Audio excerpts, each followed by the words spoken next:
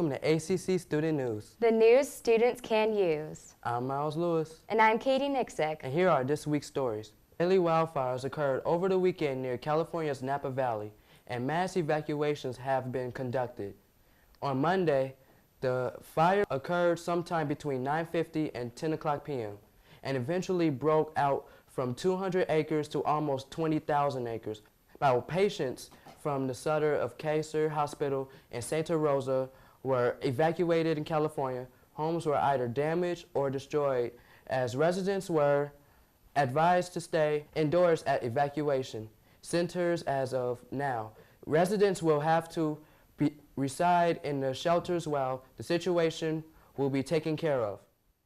Louise Neese, chairwoman for the Lake Ridge Fire Protection District, was surrounded by fellow members of the Fire Protection District, the community, and several prominent politicians as the ribbon for the new Lake Ridge Fire Protection District building was cut. Efforts to build the new station began in 2010. Due to the stormwater, clerical, and drainage concerns, the new facility was finally completed earlier this year. In addition to being a fire station, the building will be available for events such as baby showers, birthday parties, and other various community functions. Here's Frankie Serby with some more stories. Netflix's Stranger Things has abruptly emerged from the proverbial upside down to take its place as a top pop culture phenomenon.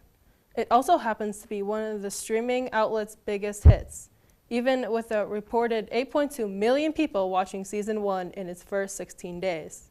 Stranger Things Season 2 will arrive on October 27th, encouraging a preparatory repeat binge of Season 1. The release date, which is very close to Halloween, is likely news to fans of the popular science fiction Netflix series. It's light on details for those who were hoping to get an idea of what the townspeople would be up against this time around.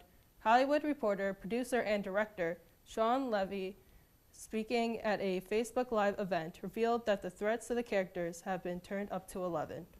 7th grader Latoya Crawford heard stories about the U.S. Environmental Protection Agency found toxic lead south of her neighborhood in the city's Calumet sections. The East Chicago Urban Enterprise Academy student turned scientist learned something shocking from her own experiment. She had lead in her own yard. The news scared 12-year-old Latoya, but she plans to warn anyone not to play in the dirt.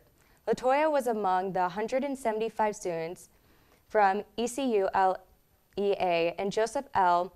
Black Middle School to receive free air, soil, and water testing kits with instructions on how to test for lead in their own homes. San Francisco's player take a knee and disturbs Vice President Mike Pence that made him want to leave the stadium. Sunday night, former Indiana governor recently flew out and watched the Colts play the 49ers. Pence didn't stick around for the long because several players took a knee during the national anthem after leaving. Pence later tweeted, "I don't think it's too much to ask NFL players to respect the flag. Some people and some coaches say that this all a publicity stunt and planned out by Vice President Trump. He knew that they would be kneeling because it had technically been done at every NFL game." The U.S. House of Representatives have agreed that the Indiana Dunes should be America's 60th national park. In 1916, the dunes were already recommended to become a national park due to its unique biological diversities and geological features. The decision was put off due to World War I.